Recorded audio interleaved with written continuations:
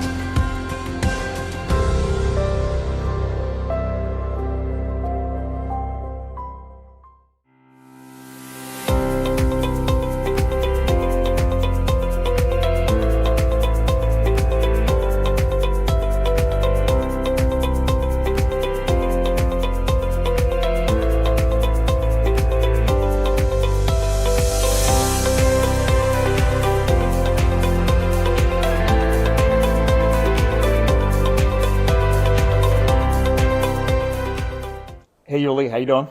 Hello, Chad. So where are we at today? Tell me. You're at Elixir Health and Wellness in Bethlehem, Pennsylvania. And what do you do here? This place is amazing. It's incredible. Well, funny you ask. Performance Center, anti-aging, longevity. That's incredible. So what are these devices back here? Because I noticed these chambers and they're really cool. Yeah, so we've got hyperbaric therapy, mild hyperbaric therapy. You breathe oxygen under pressure. Pressure pushes the oxygen into the brain.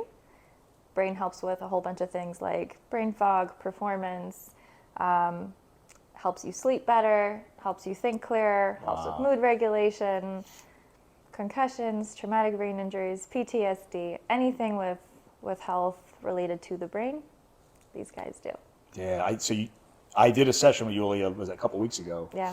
And it was incredible. I slept amazing. The stress, I just felt myself lighter, I guess. Is that people give you that feedback? Just like not so heavy, you know, not physically, but you know what I'm saying, like emotionally, and slept amazing. I presented the next day to speak, and that went amazing, and I really felt the benefits of it. So like, what got you into this? This is incredible. Yeah, I have a bucket list. All right, what do you mean a bucket list? I'll show you. All right, you grab it. Yeah, let's do it. That's a good thing I didn't get.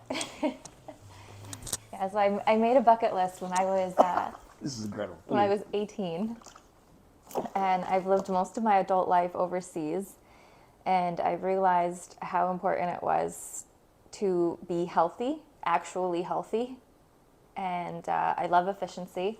80-20 rule, the Pareto principle, have been applying that my whole entire life. And what is that? So if somebody doesn't know what that is. That is fascinating. It's a business term, and usually in business, it's 20% of your customers give you 80% of your income, or 20% of your customers give you 80% of your headaches. And you could kind of apply that into, you wear 20% of your wardrobe, you do 20% of the same activities when you are trying to look for something fun to do. Like anything that you do in life can be broken down into an 80-20 rule. Like if you eat 80% healthy and 20% not, you're still going to be in really good shape.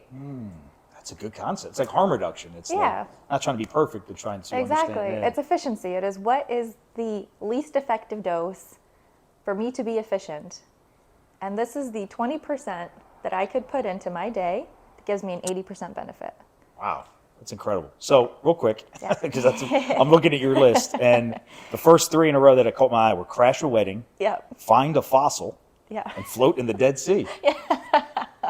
This is one heck of a bucket list. This is notes, scratch-offs, additions. I ticked one last week. Oh, which one? There was a movie being filmed in downtown Bethlehem, and act in a commercial or a movie, and I got to be an extra. I don't know if I'll make the cut, but I got to be an extra for St. Nick of Bethlehem. Oh my gosh, you are living your life. Yeah. You are living the life. Yeah. How did you get on to that? Did somebody invite you? You just found it? Yeah, last minute, I was at a networking event, and a girl says, "Hey, there's a movie being filmed in Bethlehem," and I said, "Hey, it's on my bucket list."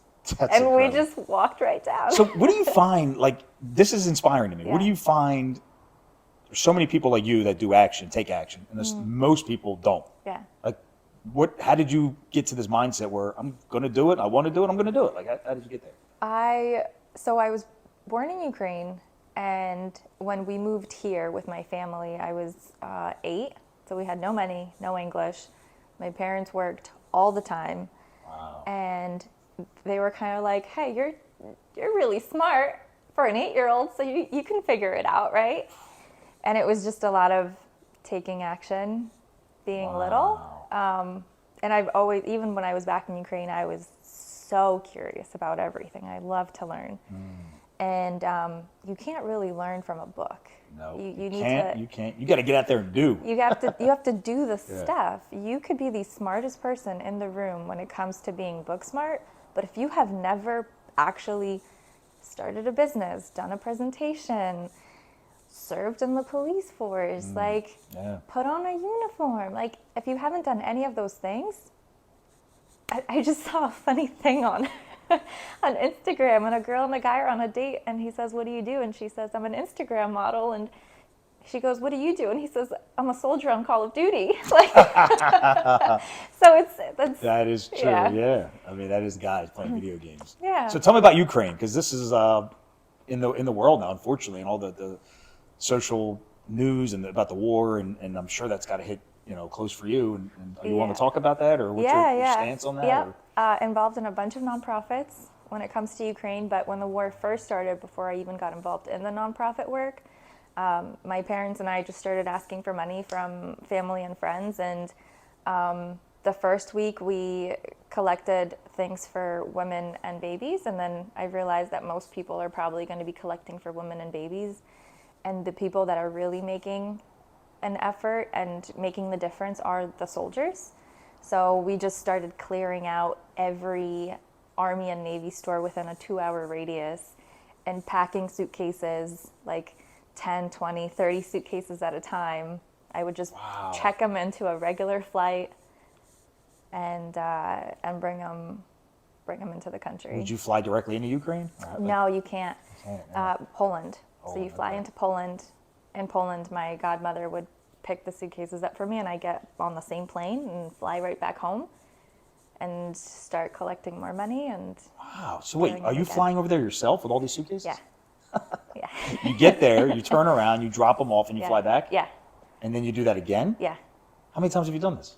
I think I made 5 trips. And it was just, as soon as we had enough suitcases, I flew. And enough mean the first was 8, and then I think I did 14, and then the biggest one might have been 32 suitcases, and then dropped back down to 18, and then shipping them opened up again. It was an immediate need, Chad. The guys are they have 2 weeks of training. Yeah. They're going over with. But how many people have immediate needs and they don't do it though? You know what I'm saying? Yeah. You did it. Yeah. And this is why I get inspired and I get chills. Sorry, and I cut you off because we need more action people. Yeah. We need people that are not telling people what to do or giving opinions on social media. Right. Take action. Do. Because I think if you do more things, we do more things, some of our perceptions might be challenged, and some of the things we think we might be willing to change because we're out in the world doing these things and not living through a device. Right. I mean, it's scary if people just live through this device, and you're out taking multiple plane rides to a war zone to give supplies to the soldiers. I mean, it's amazing. It's incredible. Yeah. I mean, what's the worst that could happen, right? Well. Yeah. Wow, you're inspirational. All right, so what is the plan for Elixir? This is an incredible facility and right here on Main Street in Bethlehem, Pennsylvania. So what's the goal and what's the plan? I eventually want to do a nonprofit arm of it for military. Wow. Because it's so good for brain health, and I don't think that there's enough support in that community when it comes to This is very true. to long-term side effects of your career choice. But franchising it to places that are really cool communities like the Lehigh Valley, where there's so many people here that are unhealthy, not by choice. It's by circumstance. Yeah. And no one's ever taught them to ask the right questions. Like, I love to read. I love to learn, but I also love to do stuff. So I'm kind of a weird mix of the two. And I learned how to ask questions. Like, I was front of the room, hand up. I think questions make you smarter, not stupider. So I learned how to ask those questions. So I've been testing things on myself for years. I have a little tracker that tracks all my habits. I know if I make this choice, this is going to be the outcome, and I take full responsibility of that choice. And I have people coming in that are like, oh, I never knew this existed, because they just didn't know how to even ask the right question. If they're feeling like shit, they think it's normal, and they become so accustomed to that normal that they don't realize it's not normal to feel that way. Right. That's so true. How many of us are, I think most of us are in that boat. You know, you talk yourself into, I got to work, I got to come home and sleep and see with the family, go to work and repeat. Aging. Yeah, I'm just aging. It's just part of life. Getting overweight is normal. That's what happens as you get older, right? So we tell ourselves, we justify those things. Right? Yeah, no, it's a symptom of a disease. And you have so many things that come up that people don't even realize, like your skin health tells you immediately, what are you putting into your body? Your brain fog. You shouldn't be waking up with brain fog. Your digestive health. You shouldn't have digestive health. And I'm pretty sure aging now is a disease. And all of these symptoms, epigenetic symptoms that are turned on and off through lack of sleep and stress, biggest killer in the world. Yeah. Stress is it's the silent, unspoken of, because it's affected by everybody. Everybody. And I think stress is killing so many of us. It's taking a toll. We're taking hostages in our families or at work with how stressful we are. Yep. And our emotions we're now projecting onto others. Right. And sleep is a big thing. As a soldier, 21 years I served in the military and police, and we didn't talk about it then. There's more people talking about it now, but sleep is so critical for health and performance. Yet soldiers, cops are not sleeping well.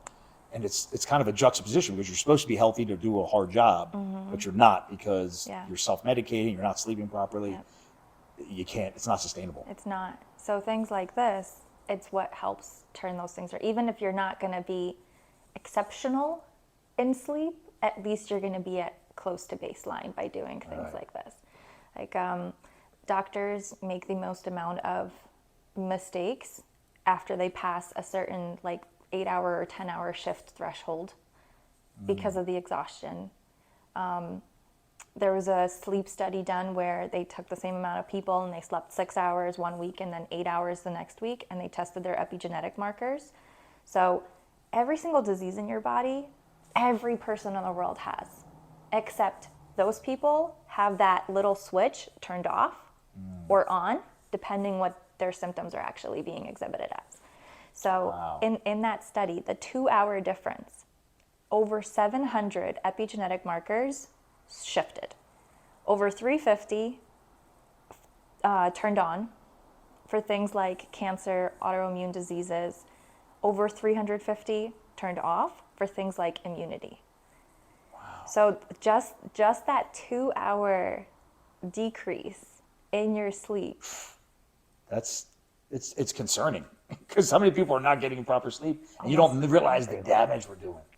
Almost every single person. Yeah, I mean, I think about the nights I got 2, 3, 4 hours of sleep. Yeah. The decision fatigue that comes with that. In a leadership role, I know I made bad decisions because I was overstressed, overworked. Mm-hmm.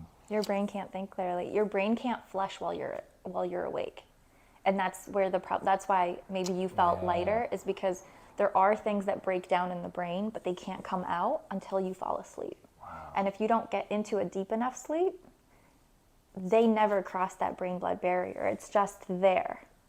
Wow. So who's the ideal person that you work with, ideal client? Like, who comes in here the most, or who are you like to work with? Because I can imagine everybody could benefit from this. Everyone could benefit from it, but people I really love are people that take action and really care about their performance.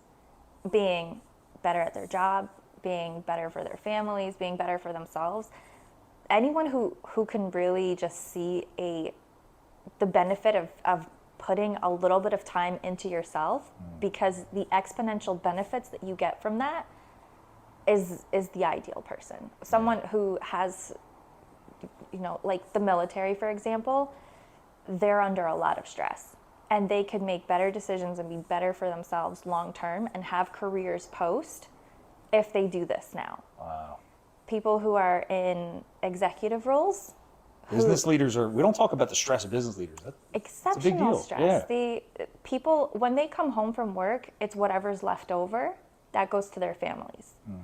And they don't realize that the long-term side effect of that is if you make a really good decision at work and you make more money for your company now, that doesn't translate to your personal life. That doesn't translate to your family life. Right, You right. have the possibility to have both, but you need to make that a priority. So anyone who really, really, really, really actually cares about performance on not just like I need to shoot more, a better score, Right, I need right. to, whatever it is. And a sports space, 'cause it's easy to correlate that to sports, but just in life in general. Yeah, and so I'm a performance coach in the Lehigh Valley. Yuliya is doing this amazing performance work on kind of the clinical side, and maybe we should make the Lehigh Valley as healthy as we can make it. That could be a mission for us, 2024. Let's make the Valley Performance, healthy. highest performance. Yeah, you're right though, because there is a Yeah. great community. This is a great place, Yeah. and I think you're going to do a lot of good. Thanks, Chad. Business leaders, I want to end on this Yeah. because I'm in business now. I have 3 small businesses, and I came from the military, came from police. Tons of stress, tons of trauma. Everybody, that serves in those spaces is kind of part of the deal. But I got to tell you, this is just my experience. Being in business is far harder than any of those jobs. Yeah. Now maybe I'm doing it wrong, or No. my brain isn't set up to do it as good as those jobs. But this really, really hard. You know why it's hard? Is because you have to self-motivate every day. It's having a business and working for a business. Not everyone needs to have a business. And that's what people don't understand. They think having a business is really, really cool. It is if you're the right type of person. Right, makes sense. There's so much added stress that comes to owning a business that you don't realize when you have a list of responsibilities going to work or being in the military. You get told what to do, you get trained. As a business owner, you are the one who is creating those protocols. You are the that's one. true. And you're wearing many hats usually. And you're wearing many hats. Yeah. It's very stressful. So business leaders, we in the performance, funny because as a performance coach, kind of the same thing where military, first responders, athletes, because that's what people want to assume, performance. What are you performing? Are you on a stage, on a field, Yeah. Life is about performance. Like life is showing up every day for your friends, for your family, for your colleagues, for your employees. For yourself. For yourself. Yeah. Like you're trying to perform. So this is not, you don't have to be an athlete or a star.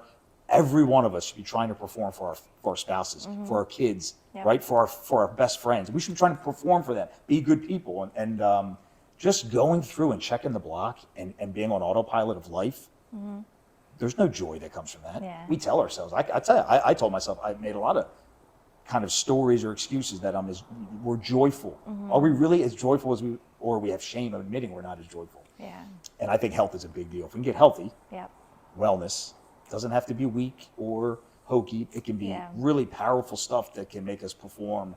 And when we perform at high levels and have success, that's when the joy, that's what being rewarded, fulfillment comes in from all that. Yeah. I'm getting younger as I'm getting older, and I'm feeling better as I'm getting older. I have way more energy now being involved in these 3-4 nonprofits and running a business. And I have 2 other jobs on top of this. And I still have enough time to play sports and hang out with my family and have social time. And I have energy for that. Wow. So you're using time and health. You're making it work for you. Yeah. How many people are like, oh, I'm not healthy. I don't have that much time. Yeah. You're like, no, I have time. We all And I have health. Yeah. And I'm making it work for me. And I'm getting older too. It's not like I've stopped aging. That is pretty neat. That is pretty neat. Well, best of luck to you. Continued Thank success. You're going to do amazing things. Thanks, Chad. And all the best to you. Thank you.